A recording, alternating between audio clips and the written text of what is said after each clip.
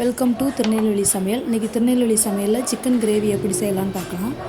Chicken gravy செய்கிறதுக்கு இன்றைக்கி நான் 1/2 கிலோ சிக்கன் எடுத்துருக்கிறேன். ஒரு பாத்திரத்தில் எண்ணெயை நல்லா ஊற்றி எண்ணெய் சூடானதும் அதில் சோம்பு போட்டுக்கலாம். சோம்பு நல்லா பொரிஞ்சதும் சின்ன வெங்காயம் போட்டுக்கலாம், சாம்பார் வெங்காயம்.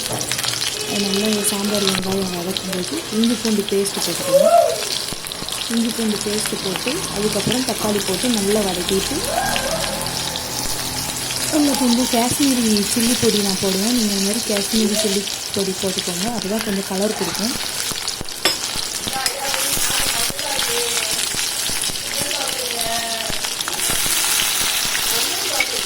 இஞ்சி பூண்டு பேஸ்ட்டும் போட்டு நல்லா வதக்கிக்கிட்டு அதுக்கப்புறம் தக்காளி போட்டுக்கலாம்.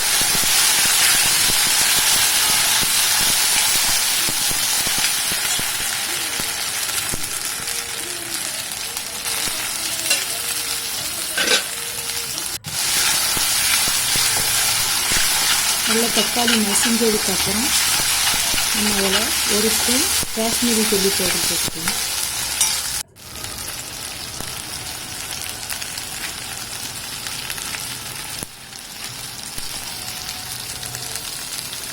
காரம் இருக்காது, இது கொஞ்சம் கலராக இருக்கிறதுக்காண்டி தான் காஷ்மீரி சில்லி பொடி. நல்லா இதையும் நல்லா வதக்கினதுக்கப்புறமா நம்ம கழுவி வச்சுருக்கிற சிக்கன் எடுத்து இதில் போட்டுக்கலாம்.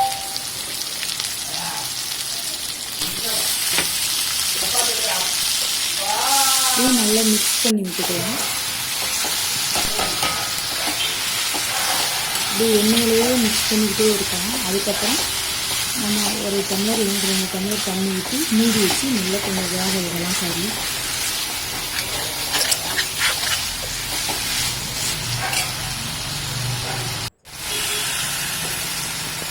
நமக்கு இதில் 2 டம்ளர் தண்ணி ஊற்றி வேக வைக்கலாம். நல்லா மிக்ஸ் பண்ணி வேக வைக்கலாம். கறி 3/4 வேக்காடு வந்ததுக்கப்புறம் நம்ம பொடி போட்டுக்கலாம். கறி நல்லா வெந்துச்சு பாருங்கள்.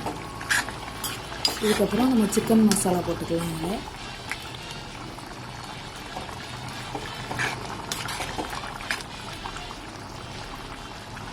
இன்றைக்கி கறி ஃபுல்லாக வெந்ததுக்கப்புறம் தான் சிக்கன் மசாலா போடணும்.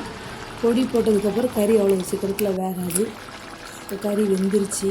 இப்போ நம்ம இதில் மசாலா சேர்த்துக்கலாம். சிக்கன் மசாலா மட்டும்தான் போடுறேன்.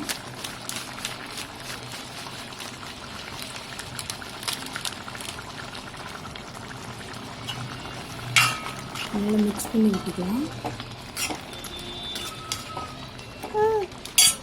உப்பு செக் பண்ணி பார்த்துட்டு உப்பு போட்டுக்கோங்க. இதில் கறி நல்லா வெந்துருச்சு பாருங்கள். உப்பு போட்டு நல்லா கிண்டி விட்டுக்கோங்க.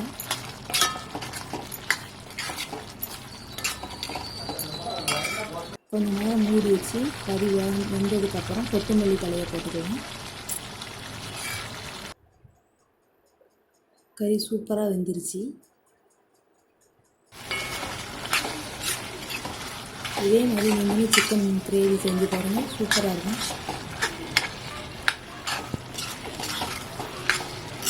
இது சண்டே ஸ்பெஷல் எங்கள் வீட்டில் சிக்கன் கிரேவி சாதம். இதே மாதிரி நீங்களும் செஞ்சு பாருங்கள். எங்கள் வீட்டில் சாப்பாடு ரெடி ஆயிடுச்சு. திருநெல்வேலி சமையலுக்கு லைக் பண்ணுங்கள், சப்ஸ்கிரைப் பண்ணுங்கள். தேங்க்யூ.